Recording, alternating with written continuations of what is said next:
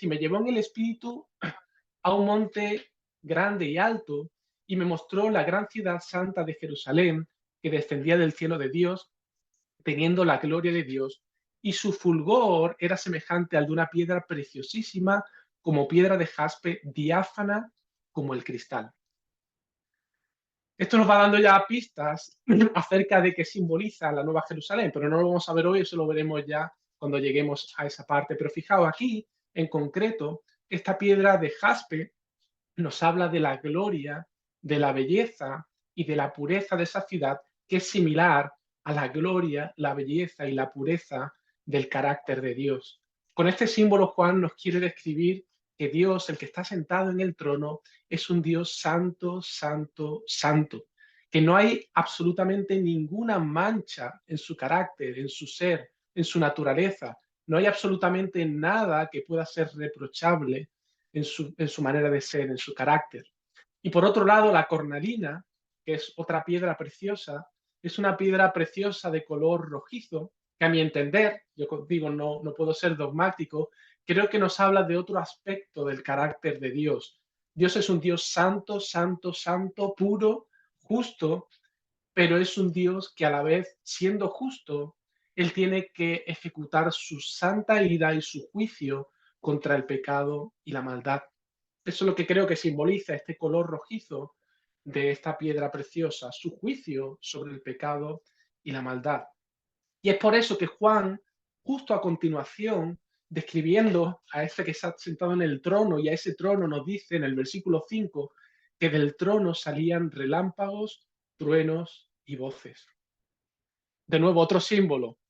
Esto en un sentido nos transporta y nos recuerda a otro evento similar en el Antiguo Testamento, que no sé si os acordaréis.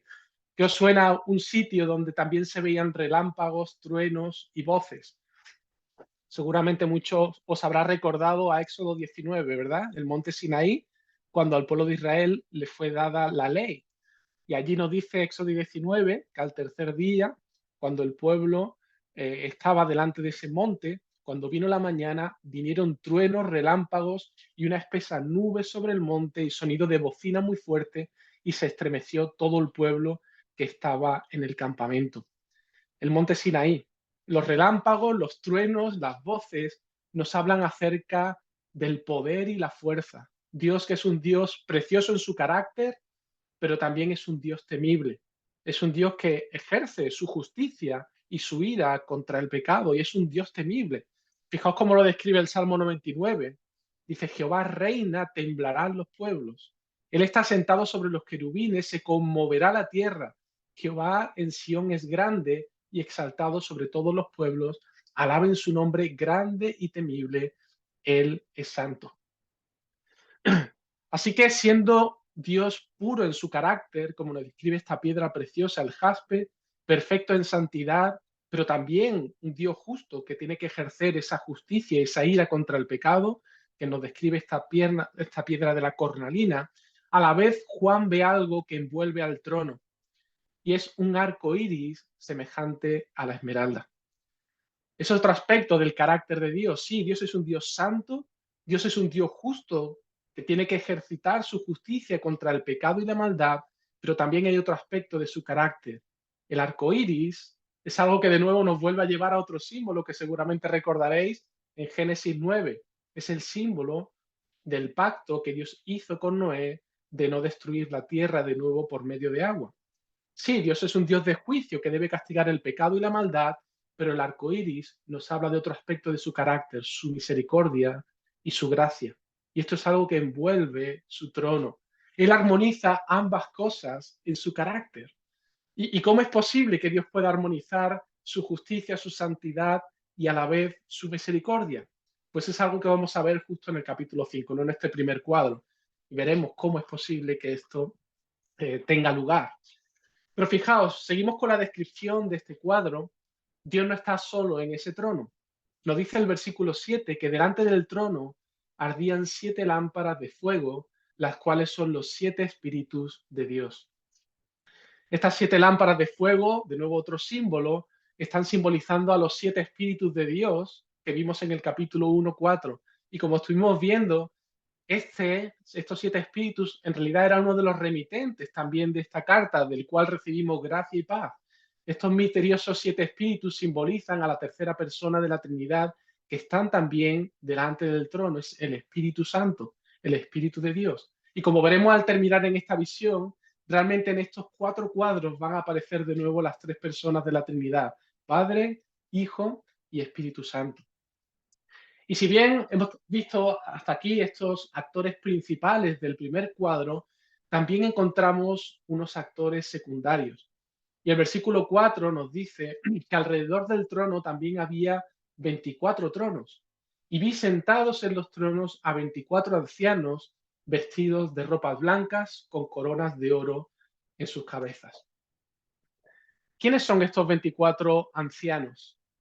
Bueno, aquí hay mucha discusión, ¿no?, entre los teólogos acerca de quiénes pueden ser, pero vamos a ver algunos detalles a la luz del resto de la escritura para ver si nos van dando pistas y podemos averiguar qué simbolizan estos 24 tronos. Fijaos, en primer lugar nos dicen que están vestidos de ropas blancas.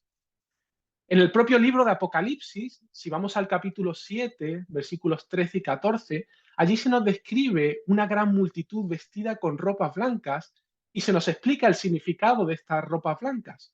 Allí nos dice que uno de los ancianos me preguntó: estos que están vestidos con ropas blancas, ¿quiénes son y de dónde han venido?, ¿no? En esa visión hay una pregunta acerca de quiénes son estos con ropas blancas.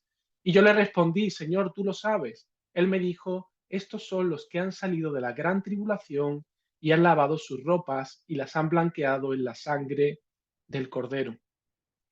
Así que fijaos, este pasaje lo que nos está sugiriendo es que las vestiduras blancas simbolizan la pureza y la justificación que los creyentes han recibido a través de la sangre de Cristo y del Cordero. Representa en realidad a los que han sido lavados de sus pecados y ahora disfrutan de una justicia perfecta en base a los méritos de otros, a los méritos de Cristo. Estos 24 ancianos son los justificados por la obra de Cristo, son aquellos que han sido justificados por la fe. Y la corona de oro que hay en sus cabezas, esto es otro detalle, pero fijaos, ¿recordáis en los mensajes que estuvimos viendo del Señor a su iglesia, a Esmirna y a Filadelfia? Fijaos lo que le dice a cada una de ellas en cuanto al premio que iban a recibir si perseveraban. A Esmirna le dice: sé fiel hasta la muerte y yo te daré la corona de la vida. Y a Filadelfia le dice: retén lo que tienes para que ninguno tome tu corona. La corona es también un símbolo de realeza. Y fijaos cómo el apóstol Pedro describe a los creyentes en 1 de Pedro 2:9. Dice: mas vosotros, los creyentes, sois linaje escogido, real sacerdocio, nación santa, pueblo adquirido por Dios, para que anunciéis las virtudes de aquel que os llamó de las tinieblas a su luz admirable. Somos real sacerdocio los creyentes. Y el apóstol Pablo, incluso hablando a los creyentes en Éfeso, y del beneficio que han recibido como parte de la obra redentora de Cristo. Fijaos, y dice allí en Efesios 2:6, y juntamente con Él nos resucitó y asimismo nos hizo sentar en los lugares celestiales con Cristo Jesús. Este pasaje sugiere que los creyentes unidos a Cristo a través de la fe ahora participan de alguna manera de su autoridad y su reinado en ese ámbito celestial. Así que en base a todo esto, para mí estos 24 ancianos realmente representan a los creyentes, al pueblo de Dios de todas las épocas. Y es muy significativo el número 24, porque 24 es 12 más 12. 12, las 12 tribus de Israel, los 12 apóstoles, fundamento de la iglesia. La suma de 12 más 12 en realidad nos está hablando de la suma de todos los creyentes, tanto del Antiguo Testamento como del Nuevo Testamento. En realidad es el pueblo de Dios de todas las épocas. Es lo que está simbolizando estos 24 ancianos. ¿Y qué están haciendo? Pues fijaos, ellos no son los protagonistas de la escena, el foco no está puesto en ellos simplemente están alrededor del trono y están postrados y en un sentido admirando la belleza y la gloria de aquel que está sentado en el trono. Sí, es cierto que hay cierta gloria en estos 24 ancianos, lucen unas ropas blancas, preciosas, perfectas, tienen una posición real, tienen esos 24 tronos donde ellos están sentados, tienen unas coronas, hay una autoridad que le ha sido dada, pero toda esa gloria simplemente es una gloria que refleja la gloria del Rey de Reyes. Es una autoridad que emana y está sujeta a la autoridad de Dios. El versículo 10, fijaos lo que nos indica, que ellos echan sus coronas delante del trono. Ellos están reconociendo que la última autoridad es de aquel que está sentado en el trono. Ellos no son los protagonistas porque no hay nadie como el Dios Todopoderoso. Y la razón última por la que han sido lavados de sus pecados y les ha sido dada esa posición de privilegio es para dar gloria y honra al único que se la merece, el Dios que está sentado en ese trono. Para eso en realidad fueron creados, para eso han sido redimidos. Y en la medida que ellos adoran al Señor y le dan gloria, están cada vez más llenos y más gozosos en la presencia de Dios. Y esa es la realidad de todo creyente. De hecho, el catecismo de Westminster, en la primera pregunta de este catecismo, que me encanta, ¿no? Dice, ¿cuál es el fin principal del hombre? Dice, el fin principal del hombre es glorificar a Dios y gozar de Él para siempre. Y hermano, esto es lo que están haciendo estos 24 ancianos. Ese es el destino eterno de los creyentes. Ese es nuestro destino eterno, glorificar a Dios y gozar de Él para siempre. Así que, hermanos, nunca perdamos el sentido y la importancia de la adoración, porque nuestra vida espiritual en realidad florecerá en la medida que descubramos y nos postremos en adoración ante el trono. Si tu vida devocional se reduce simplemente a leer unos capítulos de la Biblia y tener un rato de oración, pero no hay un corazón que se postra ante Dios, que muestra su admiración y adoración por Él, tu vida espiritual va a ser pobre, te vas a perder realmente lo importante. Y así que en un sentido, en esta imagen, tú y yo somos parte de esos 24 ancianos y podemos empezar a disfrutar de nuestro Dios desde ya. Bien, pero no solamente están estos 24 ancianos en nuestra escena, sino que hay un segundo grupo de actores secundarios, que son esos 4 seres vivientes que encontramos. Y Juan nos sigue relatando en el versículo 6 y dice, y alrededor del trono vio 4 seres vivientes llenos de ojos delante y detrás. El primer ser viviente era semejante a un león, el segundo era semejante a un becerro, el tercero tenía rostro como de hombre y el cuarto era semejante a un águila volando. Y los 4 seres vivientes tenían cada uno 6 alas y alrededor y por dentro estaban llenos de ojos y no cesaban día y noche de decir, Santo, Santo, Santo es el Señor Dios Todopoderoso, el que era, el que es y el que ha de venir. ¿Quiénes son estos 4 seres vivientes? Y esta es complicada, ¿eh? Aquí he de confesar que un símbolo bastante difícil de interpretar. Hay muchas interpretaciones respecto a esta imagen, pero fijaos, para tratar de averiguarlo, vamos a tener que ir a un pasaje del libro de Ezequiel, tanto en el capítulo 1 como en el capítulo 10. Y no vamos a entrar ahora porque no tendríamos tiempo de ir al libro de Ezequiel, pero voy a dar simplemente un poco de contexto. Sabéis que Ezequiel fue un sacerdote de Dios, él vivió en Jerusalén durante el primer ataque de los babilonios sobre la ciudad y como consecuencia de esto, algunos fueron deportados a Babilonia, entre los cuales se encontraba este sacerdote y profeta Ezequiel. Y el libro de Ezequiel comienza 5 años después de que fueron exiliados allí en Babilonia, justamente el día del 30 cumpleaños de Ezequiel, el 31 de julio del 593 a.C., y él estaba en el río Quebar, en un campo de refugiados israelitas. Y Ezequiel allí recibe una visión de parte del Señor. Y lo que él ve en esa visión se parece muchísimo a lo que Juan está viendo en este capítulo 4 acerca de estos 4 seres vivientes. Él ve una gran nube y en esa nube ve 4 seres vivientes, cada uno con 4 caras, y con sus alas unidas soportan una plataforma. Y sobre la plataforma había un trono, y sentado en el trono había uno semejante a hombre. No tenemos tiempo para poder leer todo el capítulo de Ezequiel, pero hay parecidos increíbles entre estas dos visiones. En ambos casos, estos seres son llamados seres vivientes. En ambos casos, el número simbólico es el mismo, son 4. En ambos casos se compara la figura de su rostro con el rostro de hombre, de león, de buey o becerro y de águila. En ambos casos están ellos estrechamente asociados con el trono, están cerca del trono. En ambos casos hay un fuego que se mueve de un lado a otro entre los seres vivientes. Y en ambos casos se dice que estos seres vivientes están llenos de ojos. Y en ambos casos también hay un arco iris alrededor del trono con el cual los seres vivientes están asociados. Es verdad que si comparáis ambas imágenes, hay algunas diferencias, pero quizás deberíamos esperar estas diferencias porque el mensaje para Ezequiel no es exactamente el mismo que Dios quiere transmitirnos con esta visión que le da a Juan. De hecho, una de las cosas que más me llamaron la atención fueron esas 4 ruedas que parecen dar movilidad al trono. La pregunta es, ¿qué significaba esta visión que les da a Ezequiel? ¿Qué significaba? ¿Qué mensaje quería Dios transmitir al pueblo de Israel? Pues fijaos, Ezequiel parece que entiende lo que está viendo y lo describe como una visión de la semejanza de la gloria de Jehová. Ezequiel está viendo en esta escena, en ese trono y en estos 4 seres vivientes la gloria de Dios. Algo similar a lo que está viendo Juan en Apocalipsis capítulo 4. Ahora, ¿qué hace la gloria del Señor en Babilonia? Ezequiel está en Babilonia, exiliado, y de repente ve ahí la gloria del Señor y ve ese trono.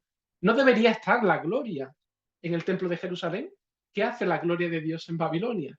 Pues fijaos, gran parte del libro de Ezequiel va a dar respuesta a esta pregunta.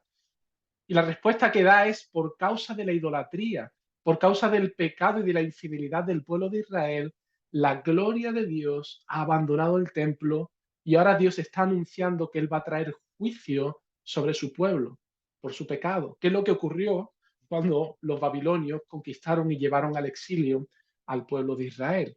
Ahora, ¿por qué os explico todos estos detalles? Porque fijaos, el libro de Ezequiel creo que nos resuelve el misterio de quiénes son estos 4 seres vivientes. Porque allí en el capítulo 10, un poco más adelante, en el versículo 20, nos dice Juan claramente qué significan estos 4 seres vivientes.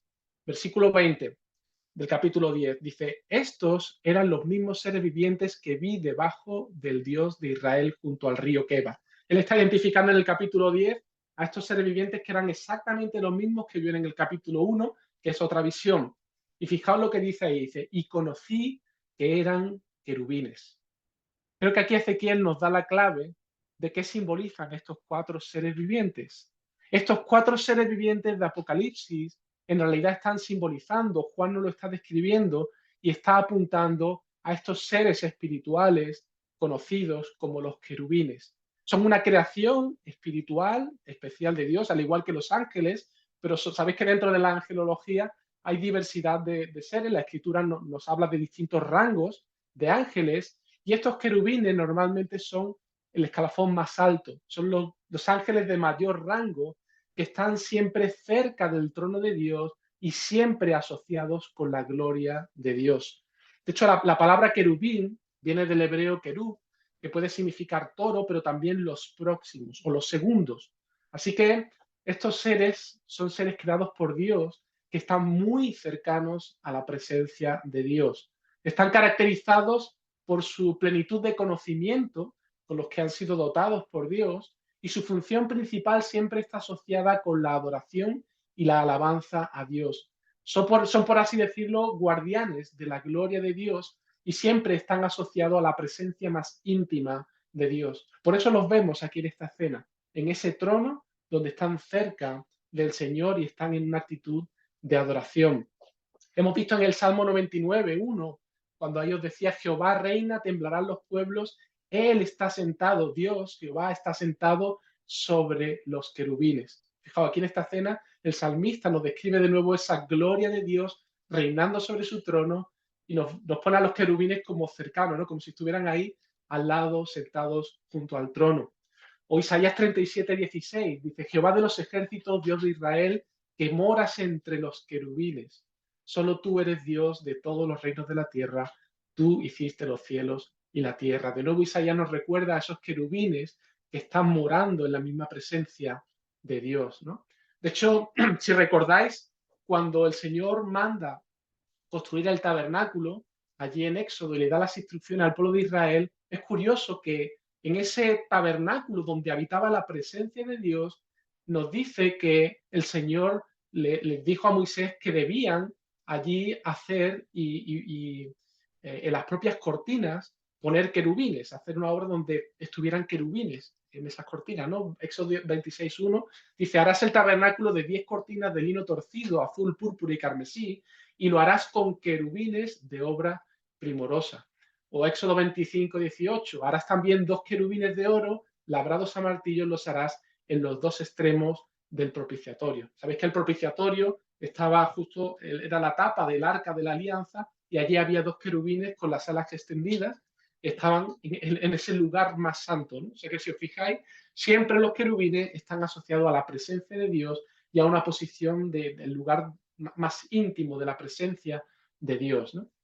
Así que la visión que ve Juan en Apocalipsis, donde aparecen esos 4 seres vivientes y se les describe con 4 aspectos, esos 4 aspectos que menciona Juan están reflejando la gloria que le han sido dadas a estos querubines por parte de Dios. Dice, son semejantes al león, habla de su fortaleza, semejantes al becerro, hablan de su capacidad para servir, semejantes al ser humano, quizás relacionado con la inteligencia que les ha sido dada por parte de Dios, y semejante al águila en su presteza, ¿no? Siempre listos a obedecer las órdenes de Dios y a prestar servicio. También nos dice este detalle, ¿no? Que tenían muchos ojos. Yo creo que esto es también un indicativo de esa plenitud de conocimiento con la que Dios ha dotado a este rango de ángeles que son parte de su creación. Y sí, son espectaculares en su diseño, son espectaculares en su gloria, pero fijaos, ¿a qué se dedican estos 4 seres vivientes? Sí, ellos son gloriosos en su aspecto, pero ¿cuán mayor gloria no tendrá aquel que ha sido capaz de crear a estos querubines? Estos querubines están cumpliendo con el propósito para el cual fueron creados, que es dar gloria al que está sentado en el trono. Por eso el versículo 8 nos dice que estos querubines no cesaban día y noche de decir, Santo, Santo, Santo es el Señor Dios Todopoderoso, el que es, el que era y el que ha de venir. Los 24 ancianos no son los protagonistas de esta escena, los 4 seres vivientes con toda su gloria tampoco son los protagonistas de la escena, solamente hay un protagonista y es el que destila gloria por los 4 costados, aquel con el que están alucinando en el cielo, es el Dios glorioso y todopoderoso, el que reina, el incomparable. Él no es una criatura, Él es el creador, Él tiene autoridad sobre todas las cosas. Y para dejarlo bien claro, Juan nos describe un elemento que quizá nos haya pasado desapercibido, pero que es muy significativo. Nos dice el versículo 6 que delante del trono había como un mar de vidrio semejante al cristal. Por un lado, sabéis que el cristal era un material muy escaso en el primer siglo, y sobre todo el cristal transparente, que era casi imposible de encontrar. Así que, por un lado, creo que este mar de cristal representa la magnificencia, la santidad del soberano que está sentado en el trono, y por otro lado, este mar constituye un elemento de separación. Dios es el Dios creador y nosotros somos simplemente criaturas. Nunca podremos ser iguales a Dios.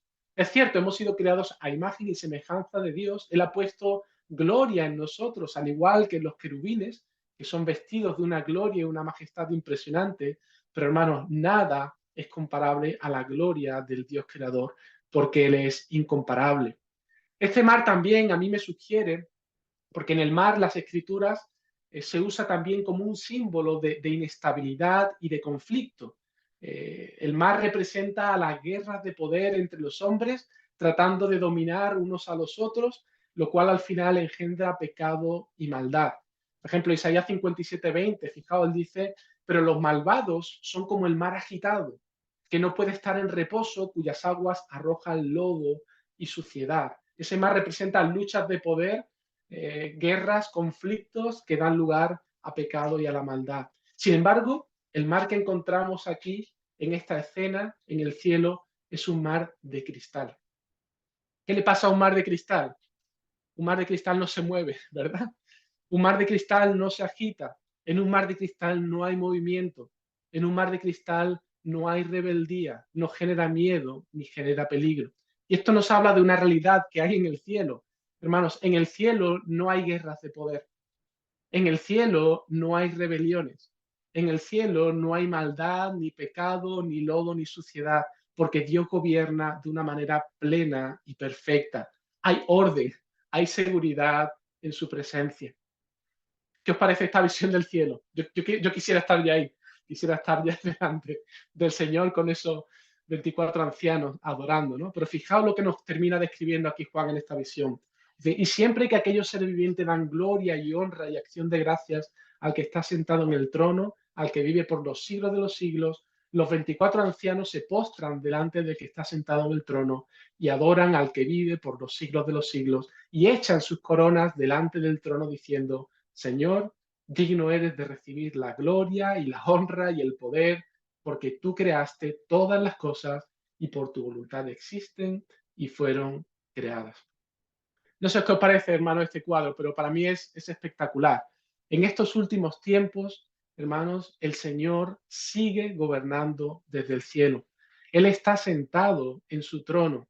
Y creo que el Señor le da esta visión a Juan para que la comunique a su iglesia y para que también nos la comunicase a nosotros, porque vamos a necesitar recurrir a esta visión. Es una visión a la que tendremos que volver con frecuencia a medida que vayamos visitando las siguientes salas de nuestra pinacoteca espiritual, donde habrá algunas otras visiones que veremos que no serán tan gloriosas como esa. Estaremos viendo cosas de estos últimos tiempos que quizás no nos gusten tanto. Y tendremos que volver a esta escena para recordarnos, el Señor está gobernando, el Señor tiene el control de la historia. Así que, hermano, marca este capítulo en tu Biblia, tenlo a mano, y cuando andes en medio de una lucha espiritual, léelo, porque creo que es un bálsamo que te va a ayudar a reenfocar la vida con perspectiva. Recuerda, Dios está en el trono, Él gobierna todo lo que pasa en el mundo. No te asustes por las noticias que salen en la tele. El mundo no se ha vuelto loco y a Dios se le ha ido de las manos todo lo que está pasando en el mundo. Él gobierna y Él tiene un propósito con todo lo que acontece en el mundo y en tu vida. Y en segundo lugar, no te olvides, hemos sido creados para adorarle. No descuides la devoción al Señor. Cada día derrama tu corazón en adoración a Él, porque es ahí donde vas a encontrar gozo espiritual y una vida fresca en su presencia, como la de estos 24 que están delante del trono. La segunda parte, vamos a ir ahora al segundo cuadro de nuestra escena, que comienza en el versículo 1 del capítulo 5, que yo he titulado como el libro, porque Juan sigue describiéndonos en esta escena. Hemos visto ya el trono, al que está sentado en el trono, a estos 24 ancianos, los querubines, todas las características que nos hablan acerca de la gloria del que está sentado en el trono. Pero ahora, a partir del versículo 1 del capítulo 5, Juan en esta visión nos comienza a describir un detalle particular. Dice en el versículo 1, vi, y esto es un cuadro nuevo, por eso decía que cada vez que él dice y miré y vi, nos está presentando un cuadro distinto. Este segundo cuadro nos dice que vi en la mano derecha del que estaba sentado en el trono un libro escrito por dentro y por fuera, sellado con 7 sellos. Juan sigue describiendo la visión y de pronto observa que en la mano derecha de este que está sentado en el trono de Dios Padre hay un libro que está escrito por dentro y por fuera, pero además está sellado con 7 sellos. De nuevo, sabemos que Dios no tiene mano física, Él es espíritu, así que Juan está usando símbolos para expresar verdades acerca de Dios. Y la mano derecha simboliza su poder, su fuerza y su soberanía. ¿Y qué es lo que hay en su mano? Un libro. ¿Qué significa este libro y por qué está sellado? Quizá esta imagen nos resulte un poco extraña, pero tenemos que tener en cuenta que los libros en los tiempos de Juan no eran como los que tenemos hoy, que tienen su lomo, sino que era más bien un pergamino enrollado, y los sellos eran no como los sellos que usamos para enviar cartas, lógicamente, que están ya casi en desuso, ¿no? Pero los sellos que se usaban en los tiempos de Juan eran los sellos que se utilizaban como un lacrado para cerrar las cartas que eran enviadas, con la idea de que nadie pudiera alterar el contenido de esa carta. De esa manera, a través de ese sello, se garantizaba que el mensaje recibido provenía del emisor, que era el que sellaba con su anillo, su marca, su firma, y decía, esto lo he enviado yo y nadie más lo ha leído, ¿no? Así que solamente el digno receptor de la carta era el único que tenía autoridad para abrir ese sello y para poder leer la carta. Cualquier otra persona que se atreviera a abrirla, a romper ese sello, podría ser acusado y condenado a la pena de muerte. Ahora, este libro es muy curioso porque nos dice Juan que aparece escrito por dentro y por fuera, además de sellado con estos 7 sellos. ¿Qué representa todo este simbolismo? Pues creo que este libro, en realidad, a lo que apunta, a lo que nos muestra es que Está simbolizando los decretos soberanos de Dios. Toda la historia en estos últimos tiempos ha sido ordenado, cada evento de la historia ha sido ordenado por la soberana voluntad de Dios. Todo lo que ha de acontecer en estos últimos tiempos, el plan de Dios para estos últimos tiempos, han sido ordenados por Él. Y este libro, que está escrito por dentro y por fuera, sabéis que no se puede añadir nada. Si está escrito por dentro y por fuera, eso significa que nadie puede añadir nada, nadie puede quitar nada de esta voluntad que Dios ha decretado. Su plan está completo. Dios es absolutamente soberano y todas las cosas han sido establecidas y ordenadas por Él. Para Dios no hay planes B. El hombre no puede torcer la voluntad de Dios, sus planes no pueden ser frustrados por nada ni por nadie. Es por eso que las promesas, la palabra de Dios es firme y verdadera y podemos descansar en lo que Dios ha dicho, porque no hay nadie que pueda torcer su voluntad. Ahora, este libro, y de nuevo recuerdo que es un símbolo, no es que haya un libro físicamente escrito en el cielo, este libro que representa la voluntad soberana de Dios, en él están escritas muchas cosas. En él se encuentra definido y decretado el plan de restauración de todas las cosas. Ahí está descrito el progreso del Evangelio en estos últimos tiempos. Ahí está escrita la redención del hombre. Ahí está escrita la victoria de Cristo, la derrota de Satanás, la victoria de la iglesia juntamente con Cristo, la derrota de las huestes de maldad junto con Satanás. Está descrito también el juicio sobre este mundo caído y el juicio contra los enemigos del Señor. Ahí está descrito también la restauración de un mundo renovado y sin pecado, sin enfermedad y sin dolor, la vuelta al paraíso, la gloria eterna. Todo está ya planificado, acordado y descrito en este libro. Pero hay un problema. Este libro tiene 7 sellos. Este plan, aunque está detallado, pero necesita a alguien con la autoridad para poder ejecutarlo, a alguien digno y poderoso como para poder llevarlo a cabo con éxito. Alguien que sea capaz de exhibir la belleza, la gracia, la misericordia de Dios sin hacer violencia a su justicia. Por eso el ángel lanza esa pregunta al aire en el versículo 2, perdón. Y dice allí, y vi a un ángel fuerte que pregonaba a gran voz, ¿quién es digno de abrir el libro y desatar sus sellos? Y aquí parece que el universo se detiene por un instante y queda en silencio ante esta pregunta del ángel.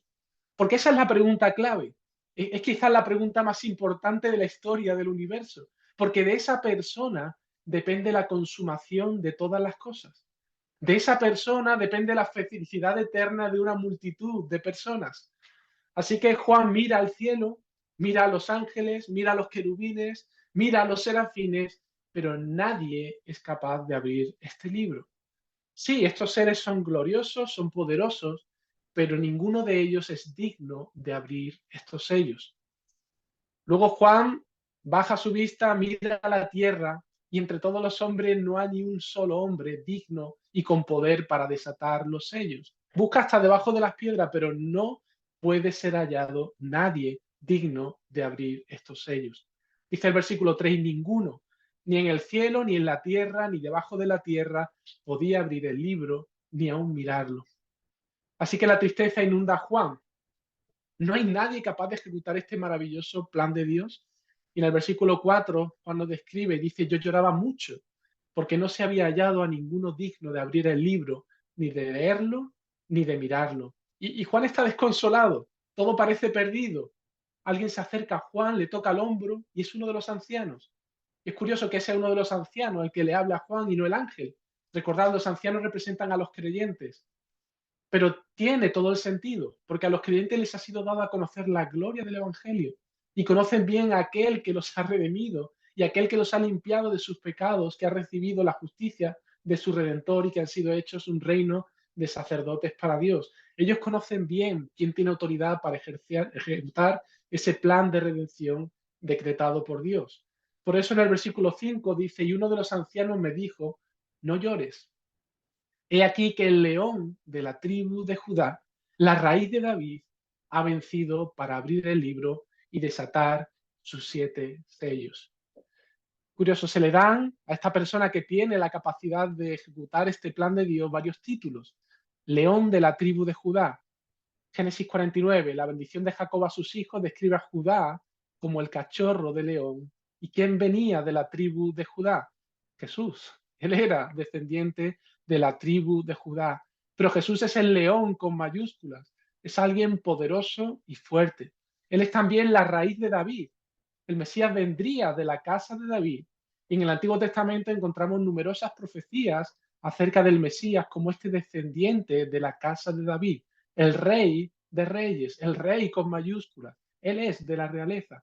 Así que, hermano, yo creo que aquí no hay dudas que esta persona que se le está anunciando a Juan, que tiene poder y autoridad para llevar a cabo ese plan de parte de Dios, es Jesús.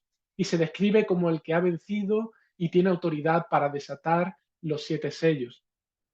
Ahora, Juan puede decir lo mismo que dijo Pedro ante el concilio en Hechos 4, cuando dice, y en ningún otro hay salvación, porque no hay otro nombre bajo el cielo dado a los hombres en que podamos ser salvos. ¿Y cómo ha obtenido Jesús esa victoria? ¿Cómo ha sido posible? Cuéntame los detalles de esa batalla. Pues aquí aparece el tercer cuadro que nos presenta Juan, que yo he titulado El Cordero. Porque ahora Juan mira a esta persona, mira a este personaje que se presenta en la visión, el que tiene poder, autoridad, gloria, y fijaos cómo lo describe. Dice el versículo 6, y miré y vi en medio del trono y de los 4 seres vivientes y en medio de los ancianos estaba a pie un cordero como inmolado, que tenía 7 cuernos y 7 ojos, los cuales son los 7 espíritus de Dios enviados por toda la tierra. Hermano, Jesús está en un lugar de dignidad mayor que ninguna otra cosa creada. Nos dice esta visión que está en medio del trono, más cerca del Padre, aún que estos 4 seres vivientes, los querubines, pero a la vez está también en medio de los ancianos, en medio de los creyentes, en medio de su pueblo. Este que está en pie en medio del trono es el mismo que está en medio de los 7 candeleros de la primera revelación. Sabéis que los 7 candeleros es la iglesia del Señor, que se identifica también con estos 24 ancianos. El mismo que tiene a su diestra las 7 estrellas, es el mismo que está en medio de su iglesia. Ahora, qué extraño, ¿no? Un león con apariencia de cordero, ¿no? Qué imagen más extraña, ¿no? ¿Cómo es esto posible? Recordad, son símbolos, no podemos interpretarlo literalmente. Así que no te imagines a un animal con la mitad del cuerpo de león y la otra de cordero, no. Juan está usando un lenguaje simbólico y este simbolismo nos habla de que aunque Cristo es glorioso y poderoso, a la vez es aquel que se entregó voluntariamente como un cordero inocente en la cruz del Calvario para pagar el castigo que tú y yo merecíamos por nuestros pecados. Él se presentó de manera voluntaria como un manso cordero, inocente y sin mancha, sin replicar, sin presentar batalla, se entregó totalmente y de manera voluntaria a sus verdugos sin oponerse. De hecho, Isaías 53:7 nos describe precisamente a nuestro Señor en ese momento de su entrega y dice, angustiado él y afligido, no abrió su boca. Como cordero fue llevado al matadero y como oveja delante de sus trasquiladores, enmudeció y no abrió su boca. Y si leéis el relato de los evangelios, veréis que esta descripción encaja perfectamente con la forma de actuar de Jesús en todo el proceso de acusación y de ejecución al que él fue sometido. Pero este cordero tiene algunas particularidades que nos llaman mucho la atención. Sí, es cierto que está como inmolado, conserva aún las marcas del sufrimiento y el ajusticiamiento que ha sufrido, pero él está en pie. Él está en pie como león. Sí, sufrió la muerte, pero ha sido levantado de entre los muertos y está vivo, está en medio del trono, está más vivo que nunca. Además, se le describe como con 7 cuernos. Y sabéis, el cuerno es un elemento que a lo largo de todo el libro de Apocalipsis siempre es identificado con el poder. Y Jesús nos dice aquí que tiene 7 cuernos. El número 7 ya vimos que representa lo completo, lo perfecto, lo pleno. Es el número de Dios. Así que este cordero que fue ajusticiado en la cruz ha sido levantado por Dios de entre los muertos, confirmando su victoria sobre el pecado, la muerte, y ahora le ha sido dado todo poder y toda autoridad. A él sea la gloria. De hecho, fijaos, Jesús mismo confirma esto en la gran comisión. ¿Qué nos dice él? Que Jesús se acerca a sus discípulos en Mateo 28, 18, y fijaos lo que les dice a los discípulos. toda potestad me es dada en el cielo y en la tierra. El Cristo muerto y resucitado, a él le ha sido dada todo poder y toda autoridad. Estos 7 cuernos que tiene representan precisamente ese poder y esa autoridad dada por Dios. De hecho, el apóstol Pedro en Hechos 2, hablando desde el Mesías, aquella multitud también nos recuerda esta misma idea. Dice, a este Jesús resucitó Dios, de lo cual todos nosotros somos testigos, aquí, así que exaltado por la diestra de Dios, y habiendo sido recibido del Padre la promesa del Espíritu Santo, ha derramado esto que vosotros veis y oís. Está hablando de, lógicamente, Pentecostés, ¿no? Cuando los discípulos recibieron el Espíritu Santo. Dice, porque David no subió de los cielos, pero él mismo dice, dijo el Señor a mi Señor, siéntate a mi diestra hasta que ponga a tus enemigos por estrado de tus pies. Sepa pues ciertísimamente toda la casa de Israel que a este Jesús, a quien vosotros crucificasteis, Dios le ha hecho Señor y Cristo. A él le ha sido dado todo poder y toda autoridad. Y es lo que esta imagen nos está representando aquí. El cordero que fue inmolado es el león de la tribu de Judá, aquel que tiene todo el poder y toda la autoridad y está a la diestra del Padre. Además nos dice que tiene 7 ojos, que son los 7 espíritus de Dios. Ya vimos que estos 7 espíritus de Dios están simbolizando al Espíritu Santo.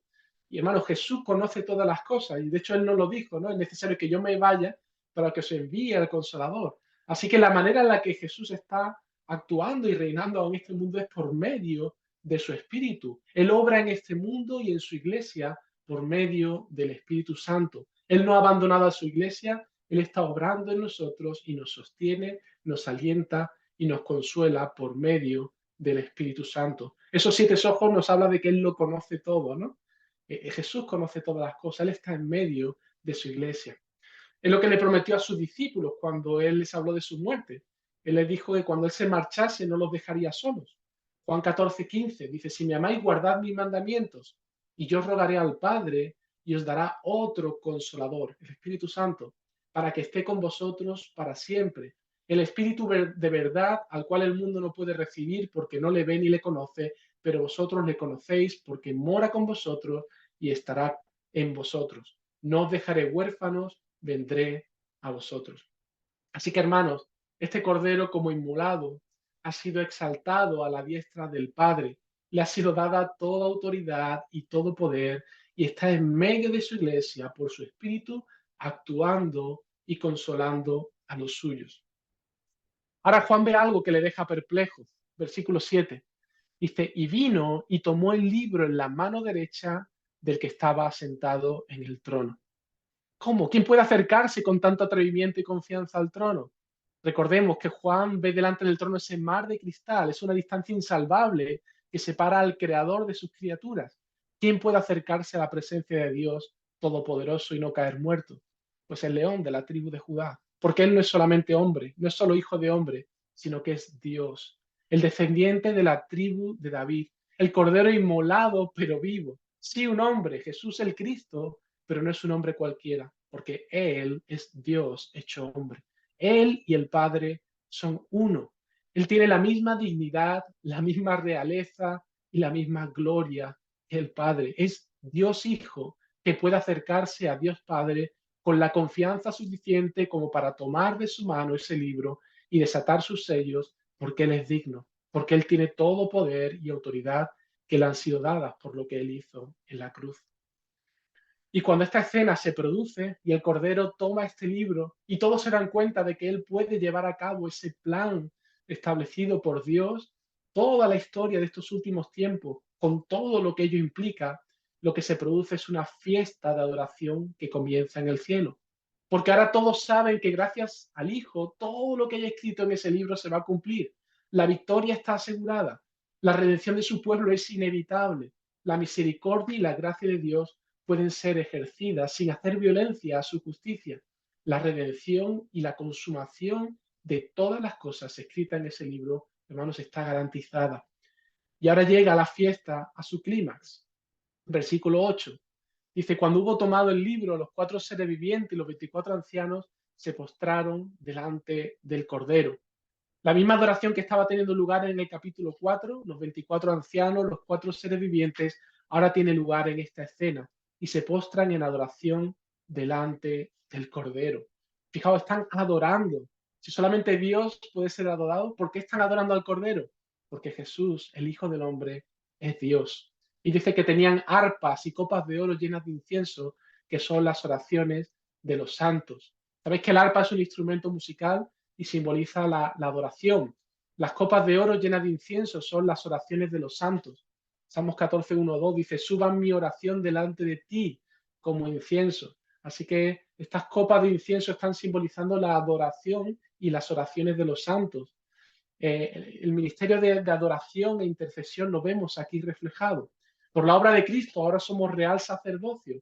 Y esa es, en base a sus méritos, los méritos de Cristo, que ahora todos los creyentes tenemos el privilegio de participar en ese ministerio y tenemos acceso a la misma presencia de Dios. Y el versículo 9 nos dice que cantaban un cántico nuevo. Ahora vemos a los creyentes y a los serafines cantar una alabanza, pero se nos dice que es un cántico nuevo. No sé si recordáis, en la primera escena, en esta visión, los 24 ancianos y los 4 seres vivientes estaban cantando una canción de alabanza y de adoración al Dios Padre. Era una canción de adoración al Dios Creador. Ahora en esta segunda escena, los mismos adoradores están adorando, pero hay un cántico nuevo. Porque a quien están adorando ahora es al Dios Hijo. Es un cántico de adoración al Dios Redentor, aquel que por su sacrificio en la cruz del Calvario, al cargar con nuestros pecados sobre sí y darnos su justicia, ahora nos ha redimido para Dios. ¿Y qué cantan estos? Fijaos, dice, digno eres de tomar el libro y de abrir sus sellos, porque tú fuiste inmolado y con tu sangre nos has redimido para Dios de todo linaje y lengua y pueblo y nación. Hermanos, su rescate es tan valioso, tan efectivo, que ha rescatado a un pueblo formado por personas de todo linaje, de todo pueblo, de toda lengua y de toda nación. A ricos, a pobres, a listos, a torpes, a americanos, ucranianos, españoles, nigerianos, chinos. Da igual donde hayas nacido y sea cual sea tu nacionalidad, porque Él no hace distinciones. Él solo busca recibir a aquellos que vienen a Él reconociendo sus pecados en arrepentimiento y en fe para recibir el regalo de la salvación. Y el regalo que Él nos ofrece es de incalculable valor, porque el costo fue infinito, su propia vida. Él ha perdonado nuestros pecados y nos ha hecho parte de la familia de Dios y nos ha concedido un privilegio increíble. Dice el versículo 10, y nos has hecho para nuestro Dios reyes y sacerdotes y reinaremos sobre la tierra. Esto es lo que declara la estrofa de ese cántico. Hemos sido un reino de sacerdotes y se nos concede el privilegio y la posición de reinar sobre la tierra. Es interesante que algunos manuscritos traducen reinaremos sobre la tierra, cuando en realidad es más bien y están reinando sobre la tierra. Es más bien en presente esta frase, ¿no? Así que, ¿en qué sentido podemos decir que los creyentes están reinando sobre la tierra ya? Pues en el sentido de que somos embajadores de este rey. La iglesia, cada creyente, es embajador de Cristo en la tierra y nos ha sido dada autoridad por parte del Hijo para proclamar el mensaje del Evangelio. Esa es la gran comisión que recibimos de Él. Toda autoridad me ha sido dada, por tanto, id y haced discípulos. Fijaos, Pablo, hablando a los corintios del ministerio de la reconciliación, fijaos lo que dice, 2 Corintios 5:20. Así que somos embajadores en nombre de Cristo, como si Dios rogase por medio de nosotros.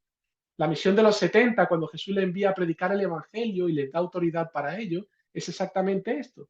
Y cuando estos 70 regresan, estaban alucinando, y dice allí en Lucas 10:17, volvieron los 70 con gozo diciendo, Señor, aún los demonios se nos sujetan en tu nombre.